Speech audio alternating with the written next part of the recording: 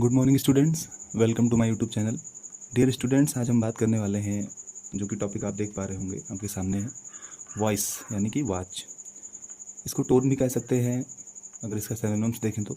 चलो बात करता हूँ, अगर वॉइस के कैटेगरीज कौन कौन से हैं, इसको मैं कितने भागों में डिवाइड कर सकता हूँ। तो आपने पढ़ा होगा, पहला आप सभी जानते हैं एक्टिव, है ना, और दूसरा आपका होता है यानी कि पैसिव वॉइस। ठीक है, पहला एक्टिव वॉइस, दूसरा पैसिव वॉइस। एक्टिव वॉइस की बात कर लें तो यहाँ पे वैल्यू होती है सब्जेक्ट की, यानी किसी के करने यानी कर्ता को महत्व दिया जाता है और दूसरे में यहाँ पे सब्जेक्ट को वैल्यू दी जाती है।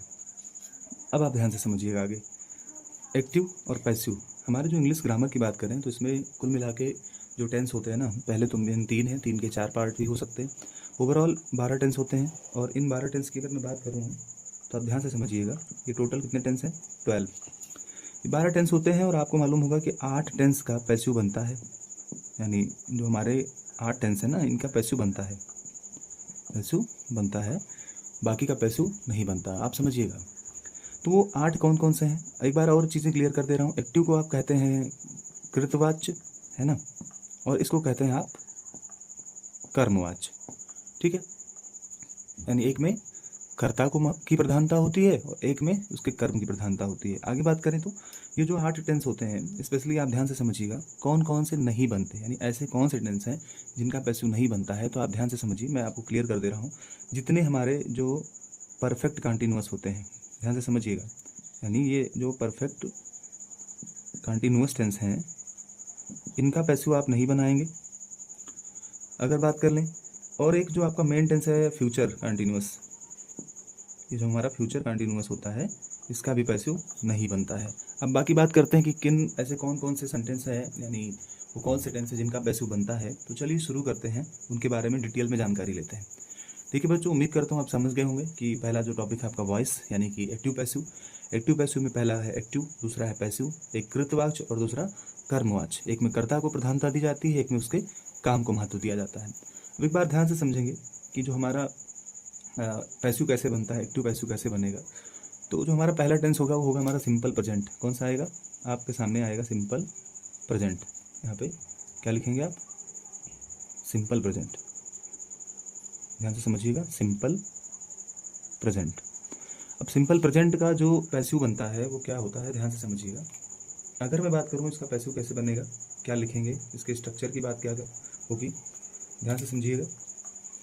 इसका जो स्ट्रक्चर होगा, यानी स्ट्रक्चर इसलिए ज़रूरी है कि आप ये जान पाओ कि कैसे हमें इसको रखना है, क्या करना है। अब आगे ध्यान से समझिए, एक फार्मूला आप याद रखो कि कोई भी जो हमारा पैसिव वॉइस होता है ना, वो किस पैटर्न पे रहता है और एक्टिव किस पैटर्न पे रहता है। तो एक्टिव वॉइस जो होता है वो रहता है सब्जेक्ट पर, वर्ब पर और ऑब्जेक्ट पर ये बेस्ड होता है, मतलब आधारित होता है। अगर हमें इसका पैसिव में हम इसके जो रूल है ना थोड़ा चेंजेस करते हैं। तो ऑब्जेक्ट को हम पहले ले आते हैं, हम रखेंगे ऑब्जेक्ट को यहाँ पे, सब्जेक्ट सबसे लास्ट में और वर्ब को यहाँ, मतलब थोड़ा सा परिवर्तन हो जाएगा, यहाँ हम थोड़ा सा पलट देते हैं सिस्टम को। अब आगे क्या होगा, अगर आप सब्जेक्ट जानते हैं, वर्ब जानते हैं, ऑब्जेक्ट को बखूबी समझ पा रहे होंगे, तो ये आपकी काम की वीडियो है। तो आप क्या करेंगे, कुछ ऐसे रूल हैं जो कि आपको लागू करने हैं। तो चलिए बात करता हूँ सिंपल प्रेजेंट के, इसके स्ट्रक्चर की बात करूँ तो आप सबसे पहले क्या करेंगे, आप लिखेंगे ऑब्जेक्ट प्लस, है ना, क्या करेंगे, ऑब्जेक्ट प्लस, फिर क्या रखेंगे आप दिमाग में रखिएगा, इज या एम, आर भी आ सकता है, या आप शॉर्ट में लिखें तो हेल्पिंग वर्ब लिख सकते हैं। फिर आप मेन वर्ब का third form M B third plus by और प्लस सब्जेक्ट का जो कन्वर्ट करके आप लाते हैं। अब देखिए यहाँ पे लास्ट में सब्जेक्ट लिखा मैंने, ध्यान से समझिएगा। अगर आई है तो बाई मी हो जाएगा, ही है तो बाई हिम हो जाता है, सी है तो बाई हर हो जाता है, दे है तो बाई देम हो जाता है ना, वी है तो बाई अस हो जाएगा, है ना, यू है तो यू स्टिल सेम, यू नहीं बदलेगा। अगर इट है तो इट भी नहीं बदलेंगे। ये सब प्रोनाउन की बातें हैं, ये सारे सब जो आपके सामने वर्ड लिखे हैं ये सब किस कैटेगरी में आते हैं, ये आपके प्रोनाउन से रिलेटेड है। अब आप ध्यान से समझिएगा कि पहला स्ट्रक्चर क्या है, सिंपल प्रेजेंट अभी देखेंगे, यानी प्रेजेंट इंडेफिनिट टेंस आप इसको कहते हैं। इसका स्ट्रक्चर ऑब्जेक्ट, सहायक क्रिया, मेन वर्ब का थर्ड फॉर्म, बाई और सब्जेक्ट, ये है इसका एक सरल वे। मतलब आई थिंक ये आपको बहुत इजीली समझ में आ जाएगा। इससे पहले भी वो बहुत सारे बच्चे इसको जानते भी होंगे। तो चलिए आगे देखते हैं क्या होने वाला है। आप ध्यान से समझेंगे, स्ट्रक्चर के आधार पे हम इसको बनाएंगे। आप लोग इसको नोट करते हुए चलिएगा वीडियो को पॉज करके। अब मैं बात कर लूँ, अगर सपोज दैट कोई सेंटेंस है, मान लीजिए ये है ही प्लेज हॉकी। यहाँ पे क्या है, ही प्लेज हॉकी दिया है। अब इसी का हमें पैसिव अगर बनाना हो तो हम क्या करेंगे, तो आप सबको मालूम होना चाहिए कि आप जब इसका पैसिव बनाएंगे तो आप लिखेंगे हॉकी को पहले ले आएंगे, आप लिखेंगे हॉकी, ठीक है, फिर लिखेंगे is played, hockey is played by, यहाँ ही है तो क्या हो जाएगा, हिम कर लेंगे, है ना, hockey is played by him. समझ गए होंगे। अगर यही मान लीजिए यही सेंटेंस हो और वो इंट्रोगेटिव में आ जाए तो फिर उस केस में क्या करेंगे आप लोग, तो चलिए देखते हैं। सपोज दैट मान लो आ गया कि does he play hockey, question mark लगेगा, डज ही प्ले हॉकी ये आ गया, तो फिर इसको क्या कन्वर्ट करेंगे, किस में बदलेंगे। आप देखिए यहाँ पे एक्टिव था, ये पैसिव था, अब ये एक्टिव में है तो इसका पैसिव क्या बनेगा। तो आप याद रखिएगा कि अगर डू डज डिड ये सब सेंटेंस में आते हो तो इनको हटा देना चाहिए, ये हटेंगे। अब आप भाई देखिए ये प्रेजेंट टेंस की बात कर रहा है और यहाँ सिंगुलर नंबर है ही, तो आप क्या करेंगे, आप यहाँ पे लिख देंगे इज, ठीक है, इज हॉकी, इज हॉकी, ठीक है। अब प्ले का थर्ड फॉर्म क्या होता है, प्लेड, और बाई किसके द्वारा, ही है तो हिम कर देना है यहाँ पे। अब आप क्लियर समझ गए होंगे, यहाँ भी वैसे क्वेश्चन मार्क ही लगा दीजिए। तो is hockey played by him आप आया, अगर मान लो डज ही प्ले हॉकी तो आप क्या बताएंगे, is hockey played by him. समझ गए होंगे उम्मीद करता हूँ। यहाँ पे एक सिंपल यही पैटर्न फॉलो करना, ज़्यादा कुछ टफ नहीं है। आपका जो एक्टिव पैसिव है वो बहुत ही कठिन नहीं है, बशर्ते कुछ चीज़ें हैं जहाँ पे आपको कठिन लगेंगी, जैसे आप यूज ऑफ लेट आ गया मान लीजिए जहाँ पे, या कोई कमांड वाले सेंटेंसेज आते हैं तो वहाँ पे दिक्कत होती है थोड़ी बहुत। बाकी मुझे उम्मीद है कि बच्चे बखूबी सॉल्व कर लेंगे। तो अब आपको पता होना चाहिए कि ओवरऑल कितने टेंस हैं, 12 इसमें बनेंगे। 12 में 8 का पैसिव बनेगा, 4 का नहीं बनेगा। जितने परफेक्ट कंटिन्यूअस वाले हैं, चाहे वो प्रेजेंट का हो, पास्ट का हो, चाहे वो आपका फ्यूचर का हो, इन तीनों को तो नहीं बनाना है। प्लस एक सेंटेंस और है फ्यूचर कंटिन्यूअस टेंस भी एडिशनल इसमें आप रखेंगे, उसका भी पैसिव नहीं बनता है बच्चों। तो आगे मैं बात करता हूँ, चलो ध्यान से समझेंगे। यहाँ पे आप जान गए होंगे कि ये है आपका सिंपल प्रेजेंट का कॉन्सेप्ट। इसी क्रम में आगे बढ़ता हूँ और मैं दूसरे टेंस की बात करूँ तो आप ध्यान से समझिएगा।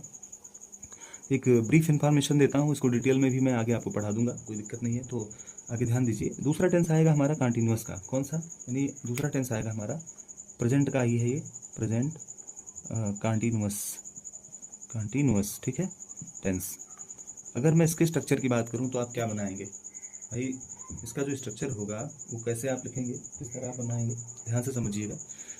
आपको पता है कि ऑब्जेक्ट पहले ले आना है, यदि कोई सेंटेंस है तो उसका ऑब्जेक्ट आप लोग पहले लिखेंगे, ऑब्जेक्ट प्लस, ठीक है। आप हेल्पिंग वर्ब इसमें इज एम आर ला सकते हो, है ना, ऑब्जेक्ट प्लस हेल्पिंग वर्ब। इसी के बाद आप क्या करेंगे, एक बीइंग का प्रयोग करेंगे आप। यहाँ पे एक अतिरिक्त जो है ना, यहाँ पे थोड़ा सा बढ़ाना पड़ेगा आपको, बीइंग। तो ऑब्जेक्ट प्लस सहायक क्रिया, इसके बाद बीइंग, इसके बाद क्या करेंगे आप लोग, मेन वर्ब का थर्ड फॉर्म लिखेंगे। थर्ड फॉर्म के बाद क्या करेंगे, आप प्रीपोजिशन का यूज करोगे यानी बाई, और अंत में क्या करेंगे आप, इसके सब्जेक्ट की बात करता हूँ यहाँ पे लिखेंगे, यानी जो सब्जेक्ट का कन्वर्ट करके लिखेंगे, मैं इसकी बात करूँ यहाँ पे, ध्यान से समझिए। तो चलो एक सेंटेंस के माध्यम से मैं इसको समझाता हूँ। जैसे मान लीजिए कोई रवि नाम का कोई लड़का है, रवि इज, ठीक है। अब यहाँ पे क्या करेंगे, कुकिंग कर लो, Ravi is cooking the food. इसका अगर आप इसका पैसिव बदलेंगे तो क्या करेंगे, ध्यान से समझना बच्चों। इसके पैसिव की बात करें तो आप क्या देखेंगे, Ravi is cooking the food अगर आपके सामने है तो आप क्या करिए कि पहले फूड को ले आना, द फूड इज बीइंग, क्या करेंगे, बीइंग कुक्ड बाई रवि। समझ गए, यही काम आपको कर देना है। इसमें अगर इसमें कई बार ये भी होता है कि क्वेश्चन मार्क वाले आ जाते हैं, जैसे is Ravi cooking the food, तो वहाँ कंफ्यूजन नहीं होनी चाहिए, ठीक है। Is the food being cooked by Ravi, है ना। तो क्या करेंगे, जब आप बुक में इसको एक बार स्टडी करेंगे तो बखूबी समझ सकते हैं कि ये आपका टॉपिक कैसा रहेगा आपके लिए और कितना आपके लिए बेनिफिशियल है ये, ठीक है। बाकी आगे बात करता हूँ, अगर मैं और डिस्कशन करूँ इसके बारे में, तो ये तो हो गया आपका प्रेजेंट कंटिन्यूअस टेंस। इसके बाद आता है परफेक्ट। अब परफेक्ट की बात करनी है तो चलो शुरू करते हैं, वो भी बता दे रहे हैं। परफेक्ट का स्ट्रक्चर क्या होगा उसके बारे में अगर आप ध्यान से समझें तो जो हमारा टेंस अगला ये है आपका present perfect, okay. Present perfect. इसके स्ट्रक्चर की बात करें तो आप क्या क्या बनेगा, आप लिखेंगे ऑब्जेक्ट प्लस, ठीक है। आप ये कॉन्सेप्ट आपको पहले से भी पता होगा कि हैज हैव लगाते हैं आप, है ना। यहाँ पे हैज स्लैश हैव, ठीक है। हैज हैव तो रहेगा ही रहेगा, प्लस आपको यहाँ पे एडिशनल बीन का यूज करना है, ठीक है। क्या करेंगे आप, अतिरिक्त में बीन का प्रयोग कर देंगे। तो object plus has been plus main verb का थर्ड फॉर्म रखेंगे, प्लस क्या करेंगे, प्लस आप लास्ट में बाई रखोगे, फिर आप एक बार सब्जेक्ट का जो कन्वर्ट करके आप बनाते हो। तो ये हो गया परफेक्ट का, ये हो गया कॉन्टिन्यूअस का, ये परफेक्ट का है स्ट्रक्चर। इससे पहले मैंने प्रेजेंट का भी बता दिया, यानी कि जो हमारा प्रेजेंट सिंपल प्रेजेंट है उसका भी स्ट्रक्चर आप बखूबी नोट करके रखिएगा, समझते चलिएगा। अब आगे हम बात करने वाले हैं परफेक्ट का एक्सरसाइज क्या होगा। इमेजिन करिए कि अगर कोई भी एक्टिव पूछा गया है, वो भी परफेक्ट में है, ठीक। एक कोई परफेक्ट में आ गया और आप वहाँ पे लिखने जा रहे हैं, तो क्या होगा, जैसे मान लो माई ब्रदर हैव, ठीक है, हैव रिटन एन एसे, ठीक है। My brother have written an essay, अर्थात मेरे भाई ने एक निबंध लिखा। आप यहाँ पे क्या करेंगे, अगर आप इसका पैसिव बनाएंगे तो आप क्या बनाएंगे, आप यहाँ पे इसको पहले ले आओगे, इसके जो ऑब्जेक्ट यानी एन एसे, आप क्या लिखेंगे, एन एसे, ठीक है। यहाँ पे एन एसे, फिर लिखेंगे हैज बीन, फिर लिखेंगे इसका रिटन बाई माई ब्रदर, है ना। क्या लिखेंगे आप, an essay has been written by my brother. अब आप समझ पा रहे होंगे कि क्या करना है। अगर हमारा टेंस यानी ये परफेक्ट का है, यहाँ पे अगर थोड़ा स्पेस बनाते हैं, ये प्रेजेंट परफेक्ट की बात मैं कर रहा हूँ, आप दिमाग में रखिएगा, यानी ये प्रेजेंट परफेक्ट की बात है। आप इसको समझेंगे तब ज़्यादा बेहतर लगेगा। तो ये मूलतः कितनी बातें कर ली गई, ये हमारे प्रेजेंट के टॉपिक की बात करें। आपको पता है कि प्रेजेंट परफेक्ट कंटिन्यूअस का वॉइस नहीं बनाता है, यानी पैसिव नहीं बनता है, ये दिमाग में रखिएगा। तो बाकी डिटेल हम बाद में बात करते हैं इस पर। आज की वीडियो में बस इतना ही।